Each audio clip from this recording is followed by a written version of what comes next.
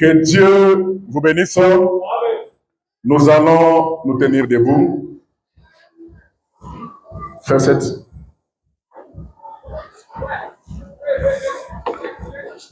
Nous allons lire la parole de Dieu. Nous prenons le livre de Genèse. Le chapitre 13.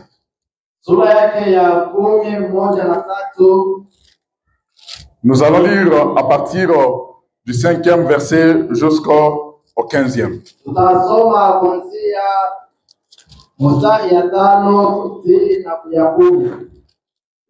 Amen. Nous lisons au nom de Jésus.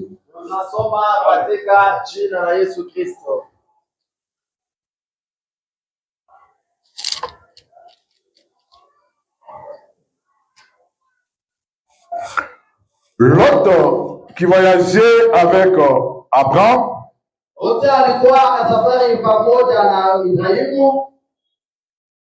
avait aussi des brebis, de bœufs et de tentes. Et la contrée était insuffisante pour qu'ils demeurent ensemble, car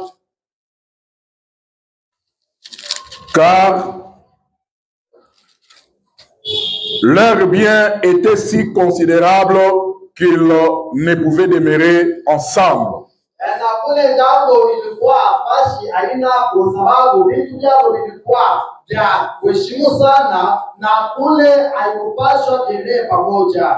Il y eut querelle entre le berger des troupeaux d'Abraham et le berger des troupeaux de Lot.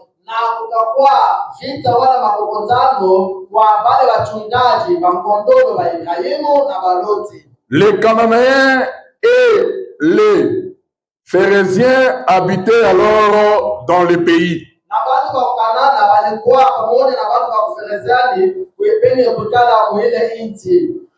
Abraham dit à Lot qu'il n'y ait point, je t'ai pris des disputes entre moi et toi, ni entre mes bergers et tes bergers, car nous sommes frères. Tout le pays n'est-il pas devant toi? Sépare-toi donc de moi. Si tu vas à gauche, j'irai à droite. Si tu vas à droite, j'irai à gauche. L'autre leva les yeux et vit toute la plaine du Jourdain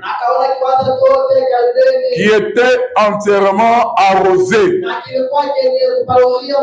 avant que l'Éternel ait détruit Sodome et Gomorrhe. C'était jusqu'à toi comme un jardin de l'Éternel, comme le pays d'Égypte. L'autre choisit pour lui toute la plaine du Jourdain. Et il s'avança vers l'Orient. C'est ainsi qu'ils se séparèrent l'un de l'autre. Abraham habitant dans le pays de Canaan, et l'autre habitant dans les villes de la plaine. Et dressa ses tentes jusqu'à Sodome.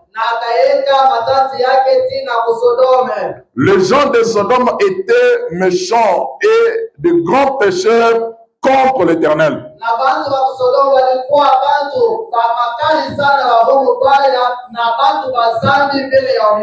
Amen, Église. Que Dieu bénisse la lecture de sa parole. Nous pouvons nous asseoir et nous inclinons la tête. Merci Père Céleste pour ce moment. Un moment merveilleux pour maintenant t'écouter, toi le seul vrai Dieu. Seigneur, circoncis la bouche par laquelle tu as parlé ce matin. Circoncis aussi les oreilles qui vont écouter ta parole ce matin. Afin que tous les supplices que le diable pourrait apporter soient coupés. Par le nom puissant de Jésus. Ainsi nous avons prié. Amen. Amen. Voilà que nous venons de lire dans le livre de Genèse 13. Et j'aimerais faire remarquer quelque chose. Nous voyons qu'un homme qui est rempli de l'Esprit de Dieu, c'est un homme qui ne supporte pas les disputes.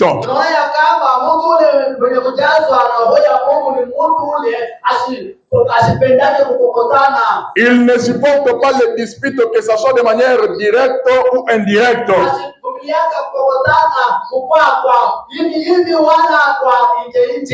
Un homme qui a l'Esprit de Dieu cherchera toujours la paix. Amen. Abraham dit à Lot. Amen. Il dit à Lot qu'il n'y ait point, je te prie, de disputes entre moi et toi, ni entre mes bergers et tes bergers. Amen. Et il y a aussi quelque chose que j'ai remarqué. Et un croyant ne cherche pas à s'accaparer toutes les bonnes choses et laisser les vilains aux autres. Un croyant n'a pas en lui l'esprit de la cupidité. Abraham dit à Lot, tous les pays n'est-il pas devant toi? Il lui dit, si tu vas à gauche, j'irai à droite. Si tu vas à droite, j'irai à gauche. Abraham va même lui laisser le choix à choisir. Amen, Église. Et n'oubliez pas que Abraham, c'est notre père de la foi. Et ce matin, notre thème, c'est la séparation de Dieu. C'est la parole de Dieu exige une séparation totale avec l'incrédulité.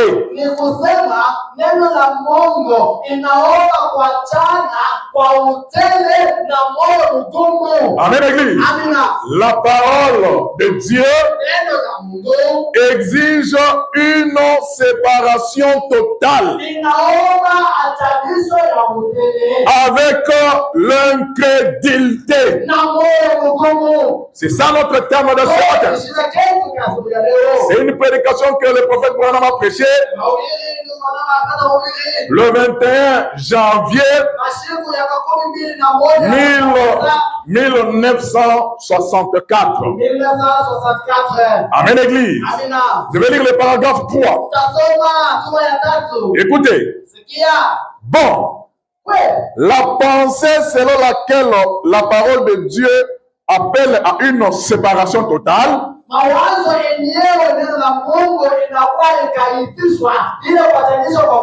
nous ne savons ceci qu'en lisant la parole et en voyant la parole se manifester.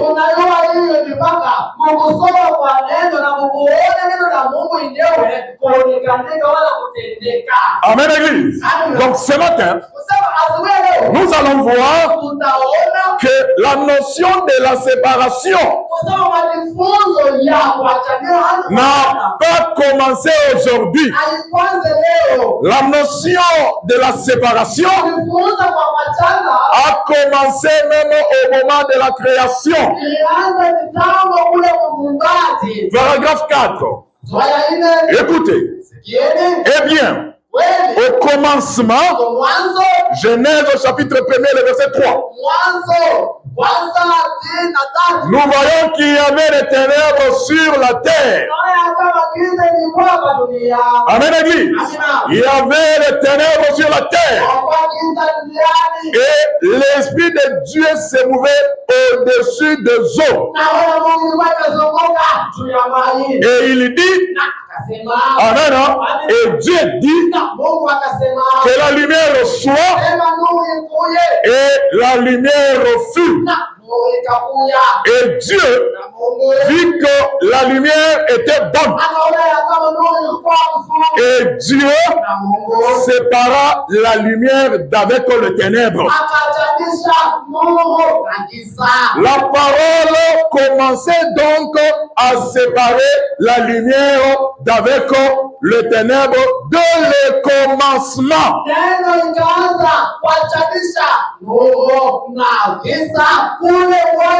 Cela demeure ainsi jusqu'à aujourd'hui. Amen, Église. Donc jusqu'à aujourd'hui, Dieu continue toujours à séparer la lumière d'avec le ténèbre.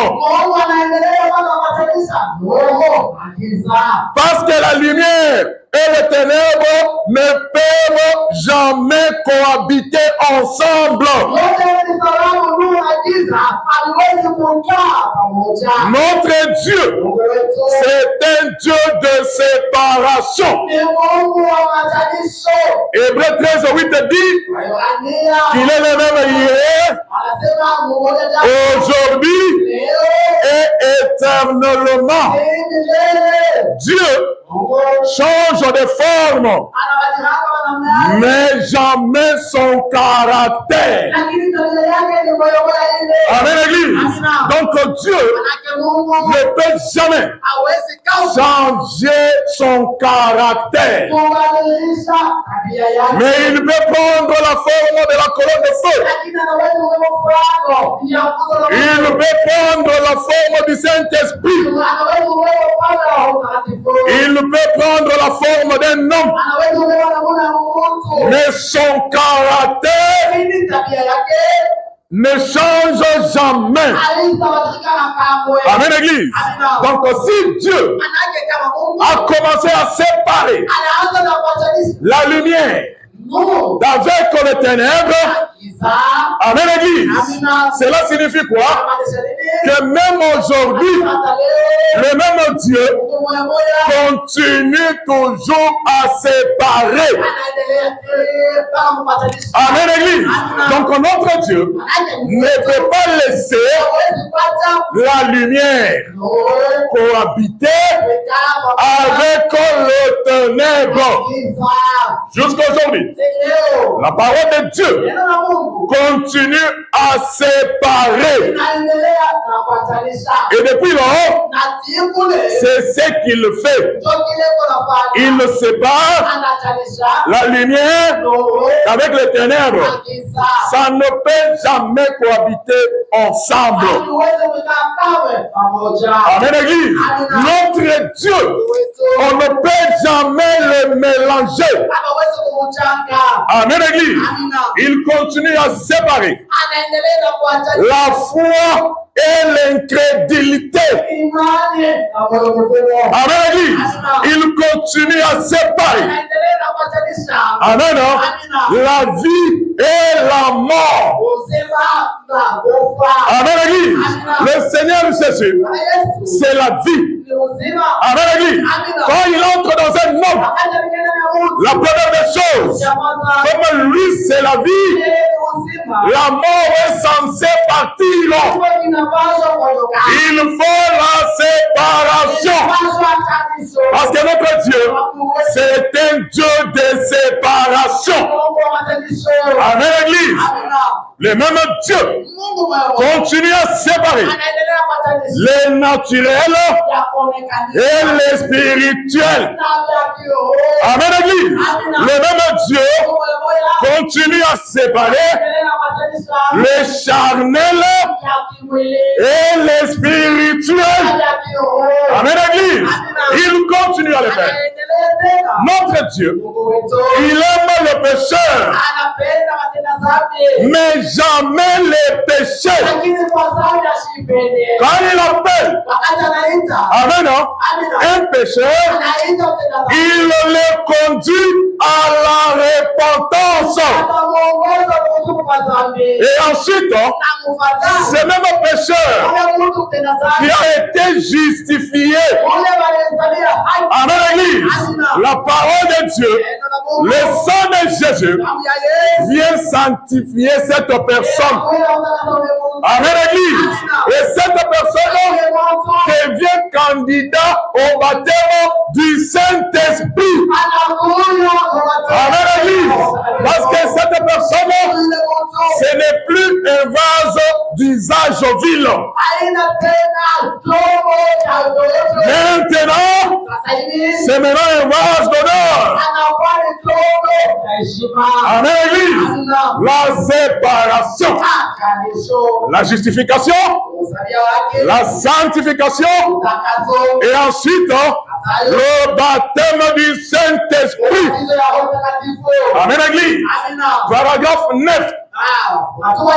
Amen, l'Église. Toujours la même prédication. Toujours le même thème. La parole de Dieu exige une séparation totale avec l'incrédulité. Écoutez ce que Frère Branham dit. Dieu ne prononce jamais une parole à moins qu'il ait une raison qui le pousse à prononcer cette parole.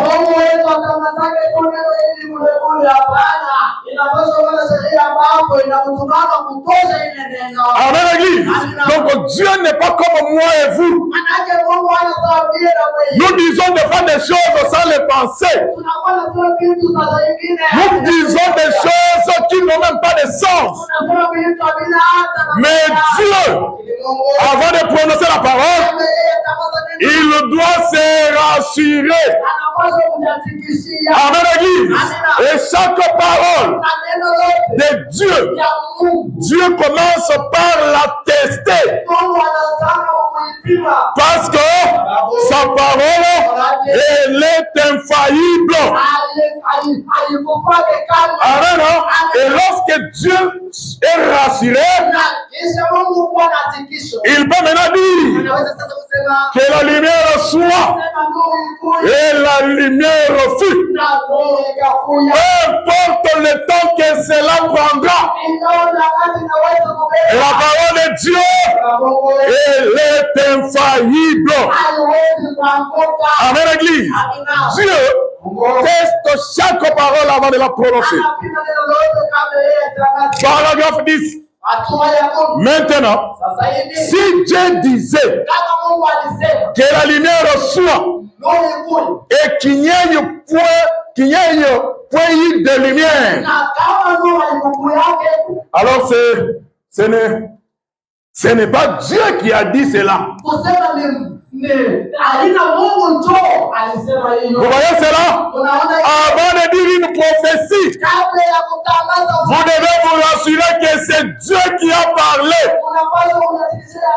Parce que la parole de Dieu, elle n'est pas prononcée par hasard. Lorsque Dieu prononce la parole, la chose doit arriver. Amen, Église. Paragraphe 11. Quand Dieu dit quelque chose, il doit confirmer ce qu'il a dit. Amen. Il doit confirmer.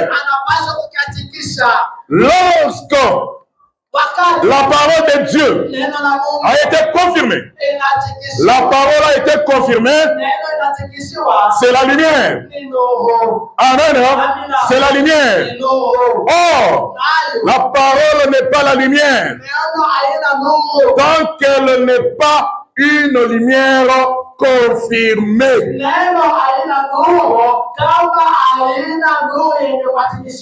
Amen. Dieu confirme sa parole en accomplissant la raison pour laquelle elle a été prononcée. C'est comme ça que Dieu confirme sa parole. Quand il a dit créons l'homme à notre image, selon notre ressemblance. Amen, Église. Donc tel que tu es là-bas, tel que nous sommes ici, nous sommes une portion de la parole de Dieu manifestée. Nous sommes la confirmation de la parole de Dieu qui a été prononcée en Éden. Notre Dieu, ce n'est pas un homme.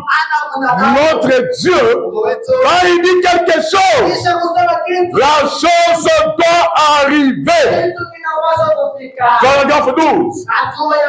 Si Dieu disait que la lumière soit et qu'il n'y ait eu de lumière, alors ça n'aurait pas été la parole de Dieu. Amen, Église. Donc, nous aussi, quand vous parlez une chose de la part de Dieu, et que la chose n'arrive pas, nous devons avoir le courage. Nous devons avoir cette humilité de venir dire aux enfants de Dieu, pardonnez-moi, car ce n'était pas Dieu. Pourquoi? Parce que Dieu, quand sa parole est prononcée, elle est infaillible. Mais lorsque la lumière est apparue, amen, parce que c'est Dieu qui a dit que la lumière soit. Amen. Maintenant, lorsque la lumière est apparue sur la terre, cela a montré que la parole était confirmée. Et cette lumière, même nous aujourd'hui, nous en profitons. Amen. Nous avons trouvé ça depuis que Dieu avait prononcé sa parole dans l'Éden. Jusqu'à aujourd'hui, la lumière est là. Amen. C'était quoi? C'était la confirmation. Amen. Et c'était la lumière.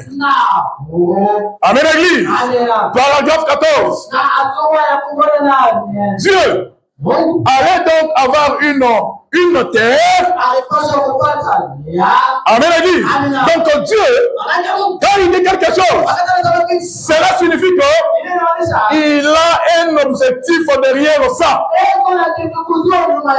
Maintenant, écoutez, Dieu allait donc avoir une terre où il ferait pousser la végétation, où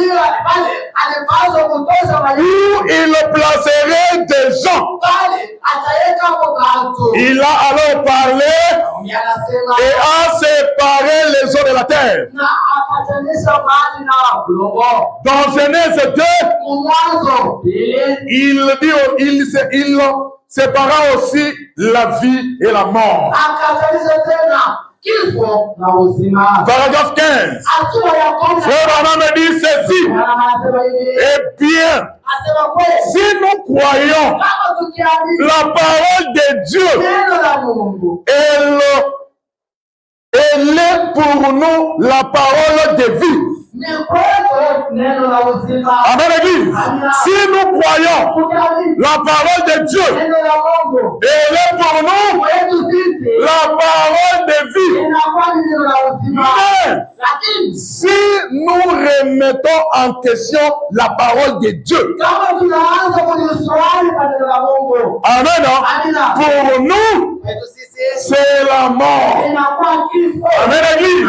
Si vous commencez à raisonner avec la parole de Dieu, me dit, c'est la mort. Amen, Église.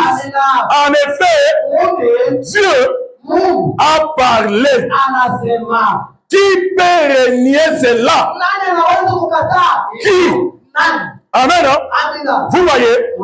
Et si nous remettons la parole de Dieu en question, alors cela devient la mort. N'oubliez pas, notre thème, c'est la parole de Dieu exige la séparation totale d'avec l'incrédulité.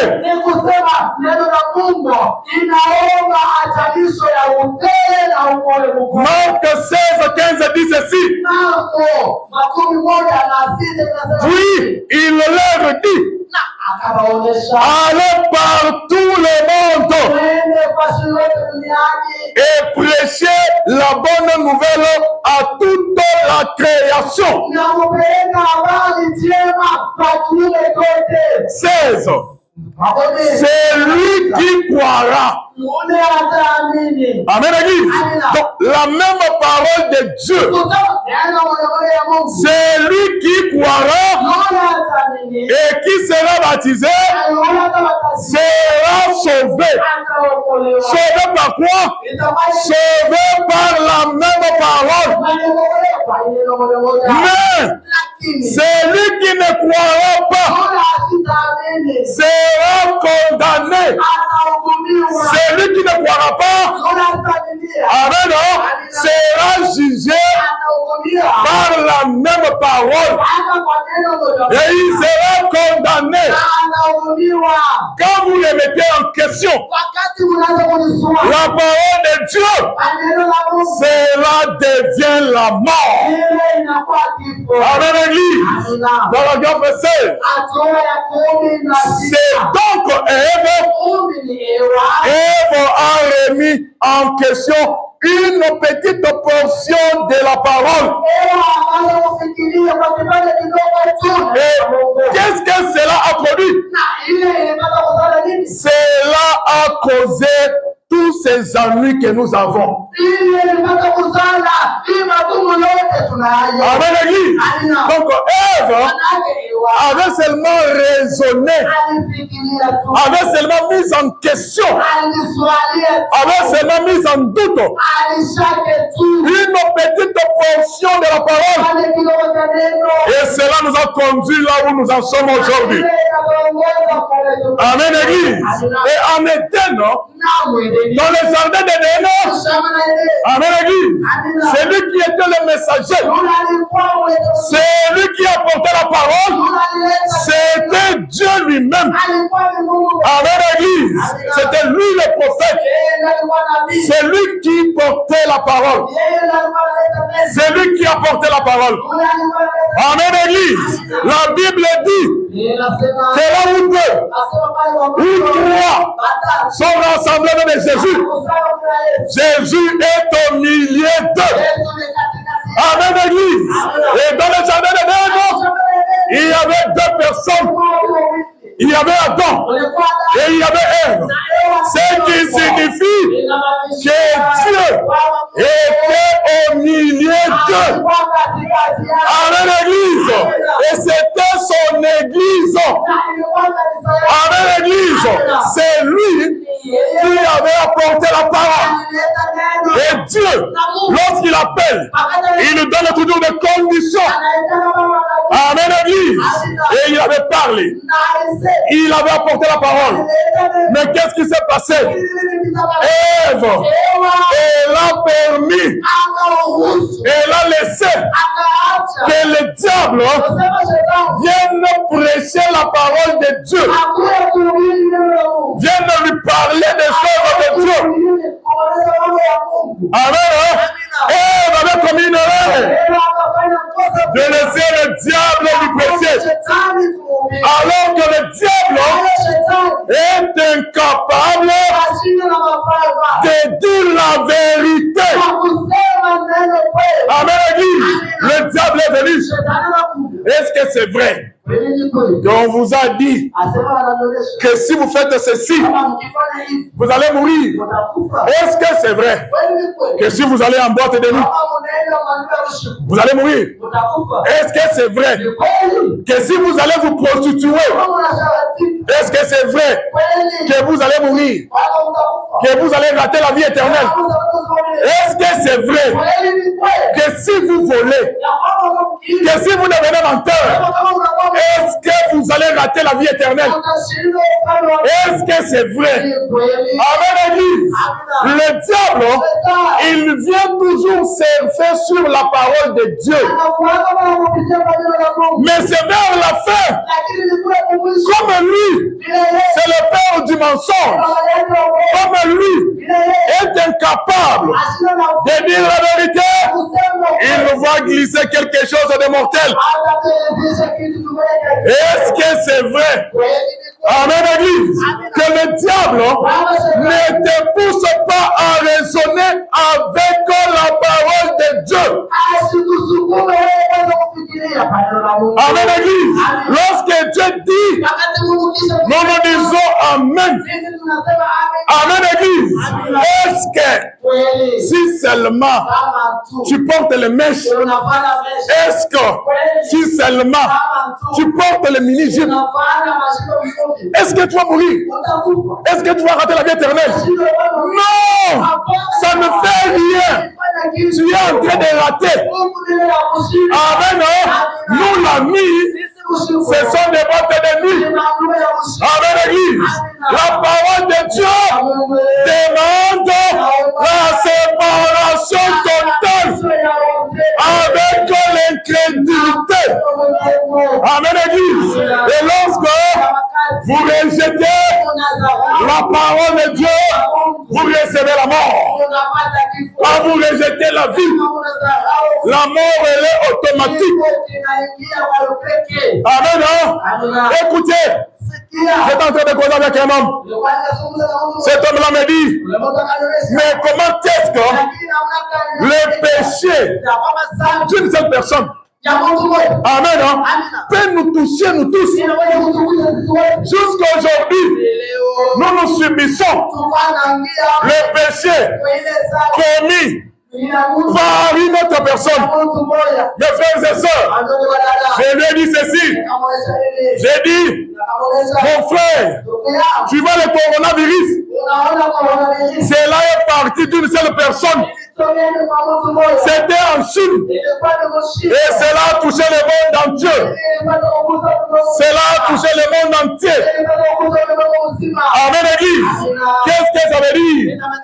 C'est-à-dire qu'un seul homme, amen, une action d'un seul homme, une action d'un seul homme peut être bénéfique ou fatale pour toute l'humanité. Amen, Église. Écoutez, c'était un seul homme qui a inventé les armes à feu. C'était un seul homme qui a créé les bombes. Et aujourd'hui, les armes et les bombes sont en train de tuer les gens partout dans le monde. Amen, Église. Faites attention avec les actes que vous posez, parce que vous emporterez la responsabilité. Amen, Église. Une erreur qu'Adam avait commise. Qu'est-ce que cela s'est passé? Cela a causé la mort. Amen, Église. Une seule. Amen, Église. Maintenant, regardez. Un seul homme, le Seigneur Jésus. Amen. Qui a seulement obéi à toute la parole de Dieu. Amen, Église. La Bible dit qu'il a obéi jusqu'à la mort. Amen, Église. Maintenant, regardez le bienfait, les sacrifices du Fils unique de Dieu. Une seule personne aujourd'hui nous a rachetés. Amen, Église. Aujourd'hui, nous avons les saluts. Les saluts en qui? En Jésus-Christ. Paragraphe 16. La suite. Si nous étions restés derrière la parole, fortifiés derrière la parole, l'armure entière de Dieu, et que nous n'ayons pas douté, alors cela ne serait jamais arrivé ainsi. Les choses n'auront jamais été ainsi. Mais vous voyez, la mort est venue. Amen, Église. Paragraphe 17. Alors, Dieu avait aussi une expiation. Étant miséricordieux envers nous, il accepta la mort d'un substitut, un remplaçant, d'un substitut à la place de la leur. En fait, le deux. Dans le jardin d'Éden, il sépara aussi la vie de la mort. Et il l'a fait par sa parole. Amen, Église. Quand Adam et Ève ont péché, amen, Église, la Bible dit qu'ils se sont retrouvés nus. Et ils sont allés chercher les feuilles de figuier pour se cacher. Amen, Église. Mais quand Dieu est venu, les feuilles de figuier n'avaient pas réussi à les cacher. Amen, Église. Et Dieu a pris un agneau. Dieu a pris un animal. Il a déchiré. Et qu'est-ce qu'il a fait? Il a donné ces pôles-là comme habit à Ève et Adam. Amen, Église. Maintenant, regardez la cruauté du péché. Ce corps qui était parfait, ce corps qui était dans un monde où il n'y avait pas de péché. Maintenant, après le péché, il était là, couvert des peaux d'un animal, ensanglanté. Amen. Il y a des plans d'Adam. Amen, Église. Son bonhomme me dit ceci, que cela a toujours été une question du sang. Amen, Église. Dieu a toujours la lumière. Il a toujours envoyé sa lumière devant son peuple. Amen, Église. Paragraphe 18. Et aujourd'hui, il fait la même chose. Dieu ne change jamais. Pendant que nous sommes dans les ténèbres épaisses, comme je l'ai dit dimanche, des ténèbres des ténèbres dans le pays, des ténèbres qui couvrent le peuple,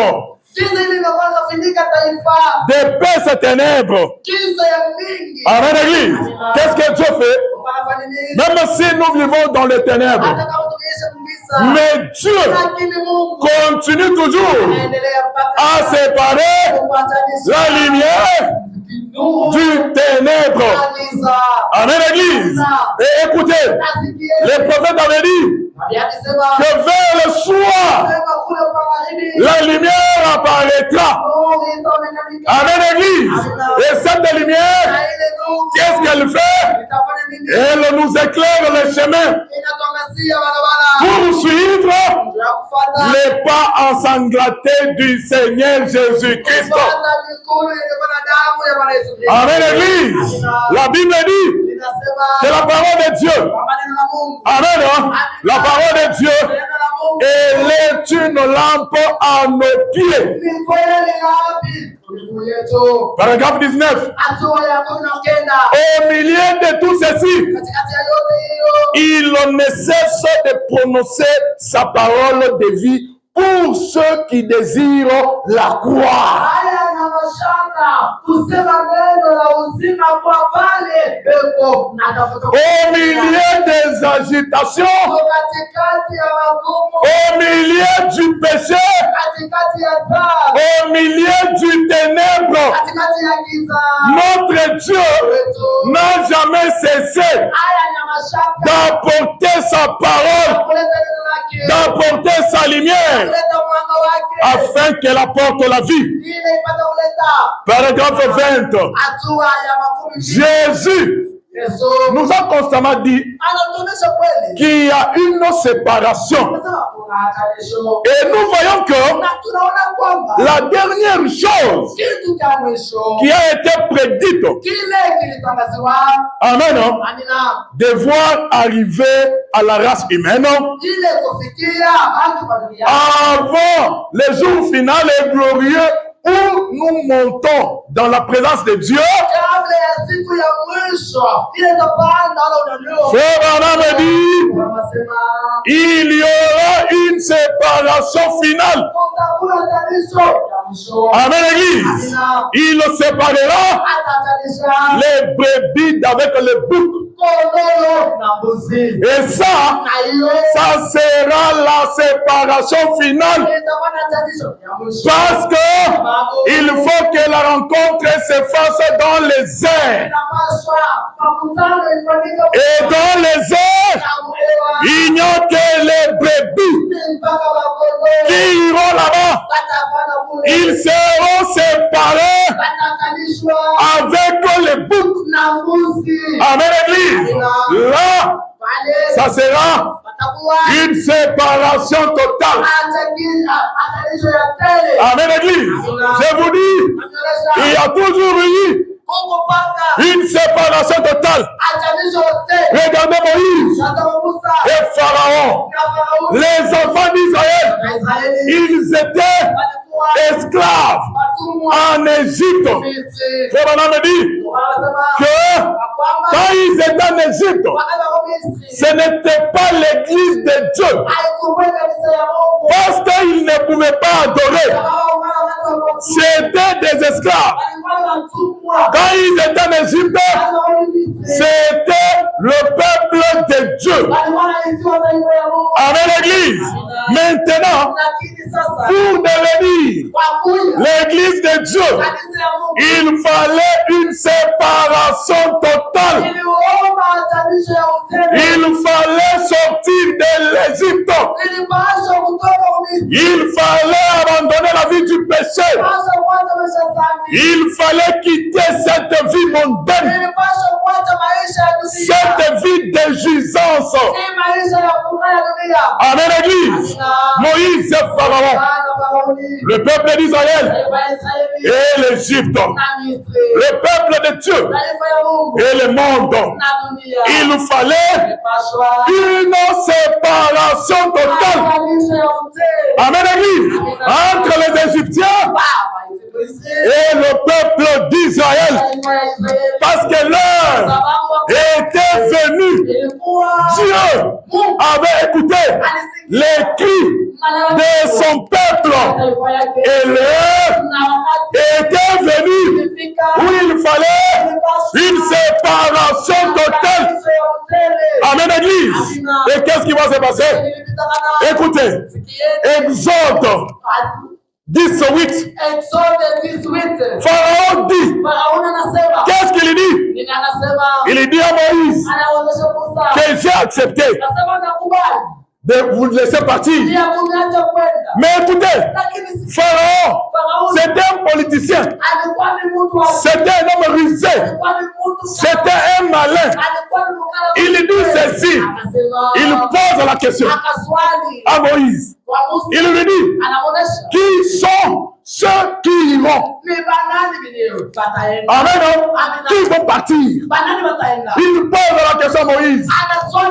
Mais Moïse, comme il avait la révélation, il savait que c'était le moment de la séparation totale. Amen, Église. Écoutez ce qu'il dit. Moïse, il lui dit, amen. Il lui dit, écoutez, connaissant Pharaon était un politicien, un homme expérimenté dans la politique. Il connaissait les rouages de la politique. Il maîtrisait le méandre de la politique. Et il maîtrisait la négociation politique. Et maintenant, il va chercher à conduire l'homme de Dieu, le prophète Moïse, sur un terrain de négociation. Écoutez mes frères et sœurs, jamais de la politique dans l'église. Ne pratiquez jamais la politique dans l'église de Dieu. Amen. Moïse a répondu, nous irons avec nos enfants et nos vieillards, avec nos fils et nos filles, avec nos brebis et nos bœufs, car c'est pour nous une fête à l'honneur de l'Éternel. Amen, Église. Écoutez, quand vous partez, ne laissez pas même une chemise dans une boîte de nuit. Amen, Église. Quand vous partez, ne vous retournez plus pour la prostitution. Quand vous partez, oubliez les mensonges. Aimez Dieu de tout votre cœur. Quand vous partez, même une aiguille, il faut prendre ça. Amen, Église. Pourquoi? Parce que c'est temps. C'est le temps de la séparation finale. Et Moïse, il savait cela. Amen, Église. Il savait que maintenant, Dieu est de notre côté. Et ce matin, le même Dieu, il est de ton côté. Amen, Église. Je te dis ceci, le moment de la séparation, avec l'incrédulité, avec la maladie, avec le péché, a sonné pour toi ce matin. Amen, Église. Le moment de séparation, Moïse savait que ce moment-là était là. Il a dit, même les vieillards qui sont fatigués, nous allons partir avec eux. Si ils n'auront pas la force pour marcher dans le désert, nous allons les mettre sur le dos. Amen, Église. Nous allons partir. Parce que c'est la séparation totale. Jamais nous ne reviendrons ici. Pharaon dit, un félin politicien, un fin politicien. Il dit non, non, allez allez vous les hommes et servez l'Éternel. Vos fils, vos filles et vos femmes doivent rester esclaves ici. Amen, Église. Quand vous quittez le péché, ne laissez pas vos mains dans le péché et enlevez les pieds. Amen, Église. Quand vous quittez le péché, ne laissez pas vos yeux dans le péché et enlevez les bras. Oh non, je vais d'abord regarder seulement un peu. Amen, Église. Non, ne faites pas ça. C'est la séparation totale. C'est la séparation finale.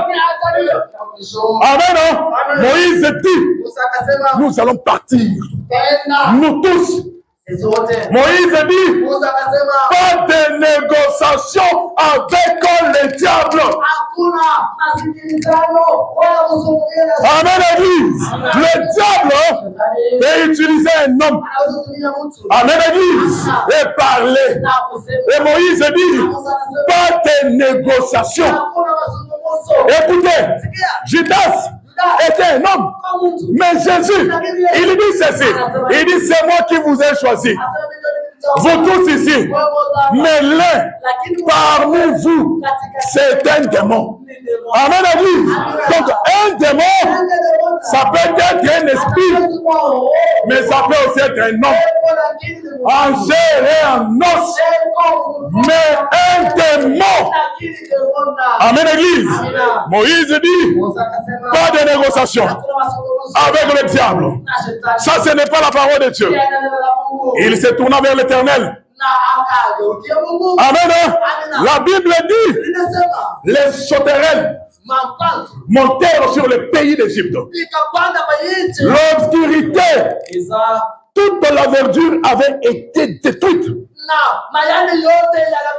Dieu est capable de tout faire pour délivrer ses enfants. Dieu est capable de tout faire pour ta délivrance. Dieu est capable de tout faire pour ta stérilité. Dieu est capable de tout faire pour ta maladie. Il est capable. Et Moïse est retourné à lui. Écoutez, paragraphe 25. Toutefois, je pense qu'aujourd'hui, quand nous voyons nos sœurs avec une longue chevelure, amen, Église, quand nous voyons nos sœurs avec des cheveux naturels, avec une longue chevelure, amen, Église, des sœurs qui ne portent pas des cheveux cabelles ou des cheveux de cadavres. Amen, Église. Amen, Église. Quand nous les voyons, mais je vais épingler une chose. Écoutez très bien. Écoutez. Qu'est-ce que Dieu a fait? Dieu a permis que notre modèle de la foi, le Père Abraham, qu'il ne puisse rester à l'écart de Sodome et Gomorrhe. Dans Sodome et Gomorrhe, il y avait les boîtes de nuit, il y avait les bars, il y avait la prostitution, il y avait les mariages contre nature, il y avait les cabellos, il y avait toutes les mauvaises choses dans ces villes-là. Mais Dieu, comme Abraham, représentait l'épouse. Qu'est-ce qui s'est passé? Dieu l'avait mis à l'écart. Parce que lui, il ne pouvait pas participer à de telles bêtises. Amen, Église. Vous êtes dans le temple de Dieu. Et Dieu, quand il appelle, il met toujours à l'écart. Écoutez, paragraphe 25. Frère Branham me dit, toutefois, Je pense qu'aujourd'hui, quand nous voyons nos sœurs avec une longue chevelure, avec des cheveux naturels, amen, qu'est-ce qu'il dit? Il dit, avec une longue chevelure, telle que la Bible dit qu'elle devrait. Je crois que c'est un signe de Naziréa. Amen. Le Nazirien, c'est quelqu'un qui se sépare avec le monde à cause de Dieu pour se consacrer à Dieu. On me dit, je crois que c'est un signe de Naziréa, montrant qu'elles veulent suivre le Seigneur. Amen, mes soeurs. Quand vous restez naturel, quand vous restez belle naturellement, Frère Branham me dit que c'est un signe de Naziréa. C'est un signe qui montre que vous voulez suivre Jésus. Que vous voulez vous séparer avec le monde. Que vous voulez vous séparer avec toute incrédulité. Je sais que cela a l'air terre à terre. Et je désire que cela entre bien. Amen, mes sœurs. Frère me dit qu'il désire que cela entre bien. Amen, Église. Il dit ceci. Je veux que cela entre bien. Vous voyez, car c'est bien un signe de Naziréa. C'est comme si quelqu'un cherche à faire, à observer une chose que Dieu lui a dit de faire. Peu importe le prix que cela coûte. Peu importe ce que le monde a à dire à ce sujet. Même si on se moque de toi parce que tu portes des robes qui cachent ton corps, parce que tu as des cheveux naturels.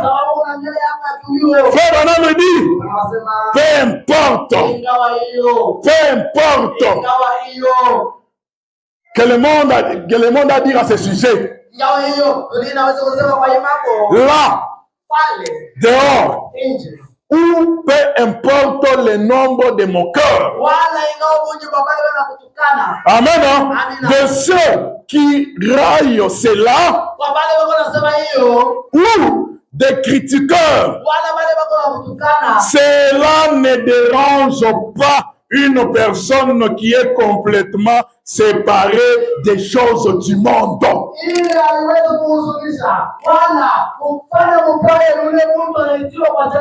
Quand vous vous comportez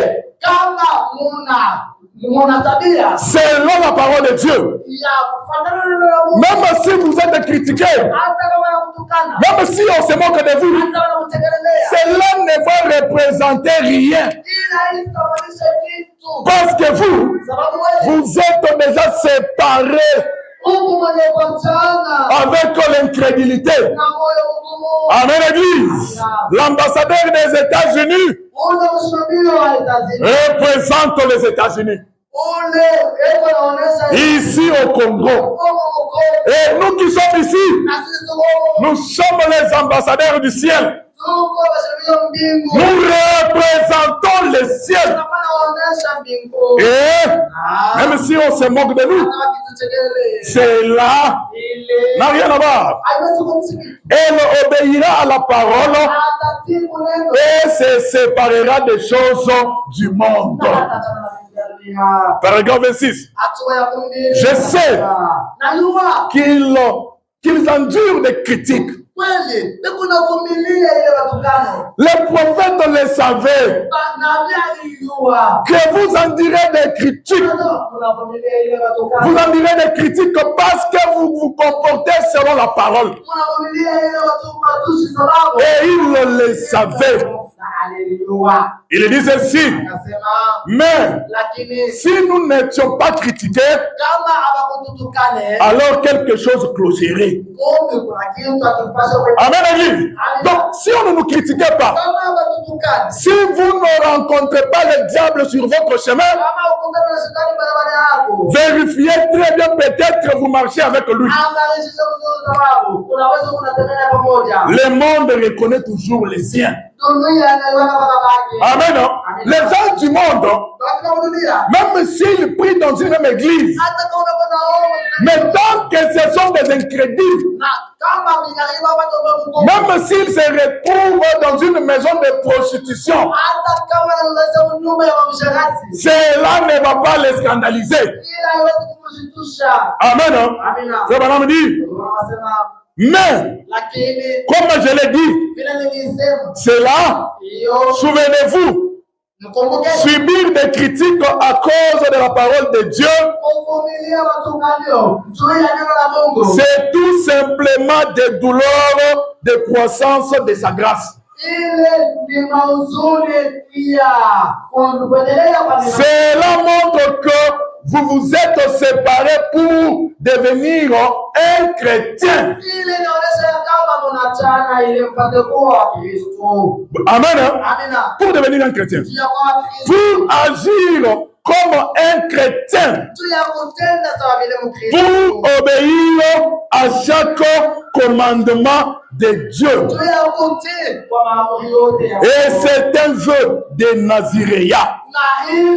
Pour se séparer, un appel de Dieu qui vous sépare d'avec les choses du monde. Amen, Église. Colossiens 1:12. Colossiens 1:12. Écoutez ce que la Bible dit. Rendez grâce au Père qui vous a rendu capable d'avoir part à l'héritage des saints dans la lumière.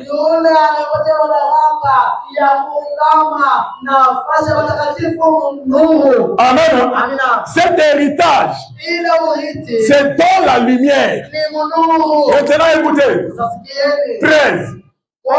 Qui nous délivre de la puissance des ténèbres et nous a transportés dans le royaume du Fils de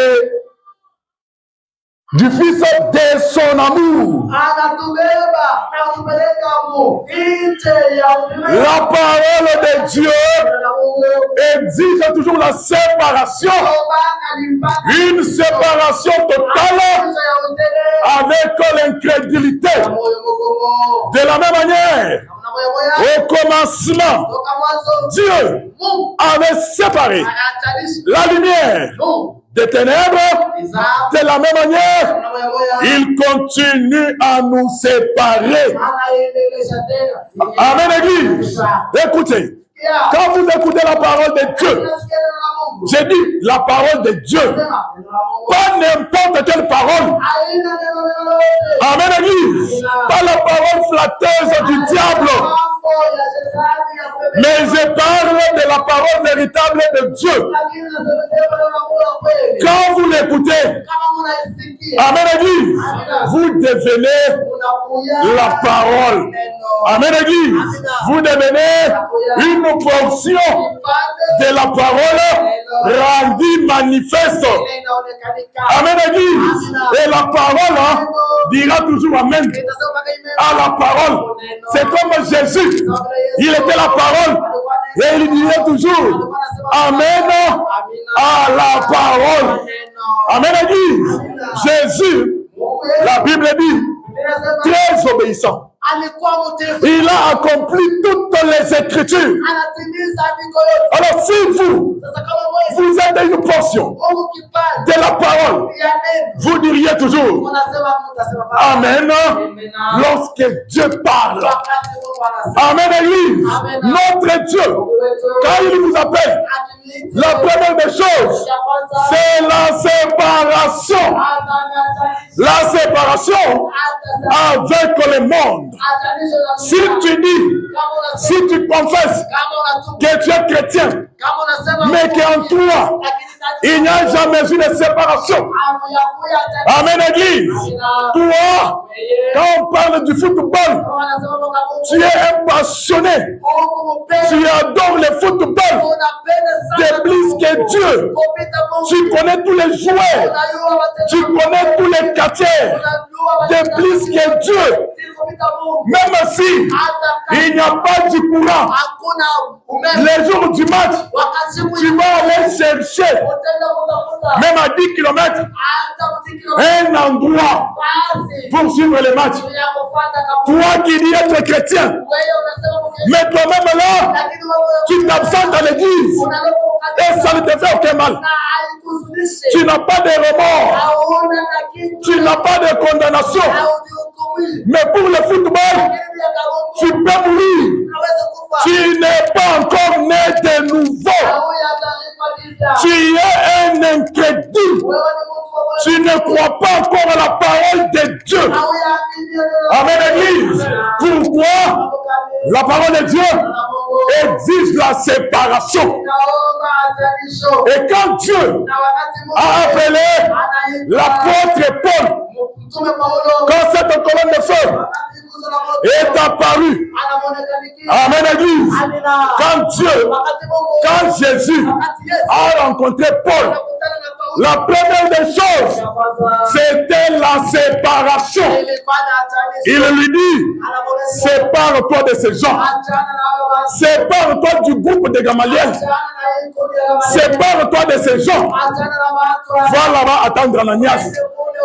Amen, Église. Un homme, même avant le baptême du Saint-Esprit, lorsqu'il rencontre Jésus, la première des choses que l'on observe, c'est l'obéissance à la parole de Dieu.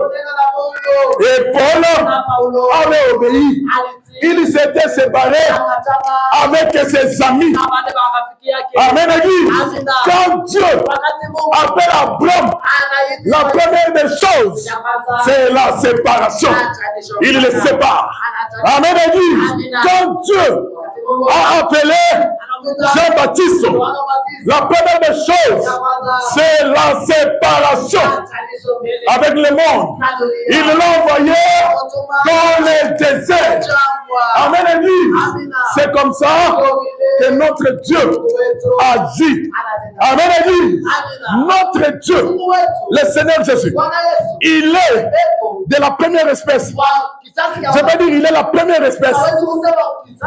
Amen, Église. Qui est né. Amen. Qui est sorti de la parole de Dieu. Amen, Église. Il est venu au monde sans une rencontre entre un homme et une femme. Il est venu au monde parce que la parole a été prononcée. Amen, Église. Jésus, il est né de la parole de Dieu. Et nous qui croyons en Jésus comme Seigneur et Sauveur, qu'est-ce qui se passe? Nous devons naître de la parole de Dieu. Amen, Église. Comme Nicodème, il avait eu sa réponse. Jésus lui a dit, non, Nicodème, tu ne vas plus retourner dans le sein de ta maman. Amen, Église. Mais tu dois naître de nouveau. Tu dois naître de l'eau. Tu dois naître du Saint-Esprit. Tu dois naître de la parole de Dieu. C'est ça qui fait de toi un croyant. Amen, Église. Et en ce moment-là, la séparation commence. La séparation avec l'incrédulité. La séparation avec avec le péché. Amen, Église. Vous continuez à poser de mauvaises actions parce que vous êtes incrédule. Les jours où vous croyez, cela sera séparé. Paragraphe 27. Nous allons nous arrêter là. Frère me dit ceci. Ce soir, moi je dis, ce matin, je crois que chaque homme et chaque femme, chaque garçon et chaque fille qui est né de l'Esprit de Dieu est un Nazirien.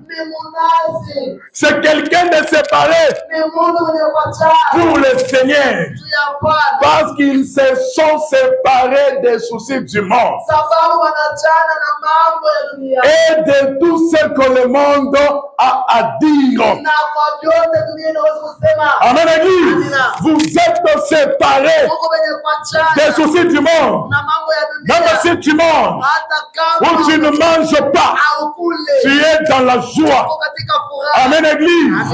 Même si le monde se moque de toi parce que ton habillement, tu ressembles à une fille de Dieu, cela ne te fera absolument rien. Et c'est que Dieu vous demande ce matin, c'est la séparation totale avec l'incrédulité, avec le monde, avec les mauvaises choses. Mes frères et sœurs, le ciel est réel. Dieu existe. L'enfer est réel. Le diable existe. Si vous ne croyez pas à ça, donc vous êtes incrédule. Parce que la Bible le dit. Donc cela est vrai. Amen. Les démons existent. Les anges existent. Et ce matin, comme Adam et Ève, Dieu vous a aussi placé devant le choix. Amen, Église. Ce matin, il y a l'arbre de vie et l'arbre de la connaissance du bien et du mal. Amen. Vous aussi, vous devez choisir. Parce que Dieu ne pouvait pas mettre Adam et Ève devant ses choix. Et pour vous, ne pas les mettre devant vous. Pour ce matin, que le Dieu de mon âme, que le Dieu de ses messages vous bénisse. Est-ce que vous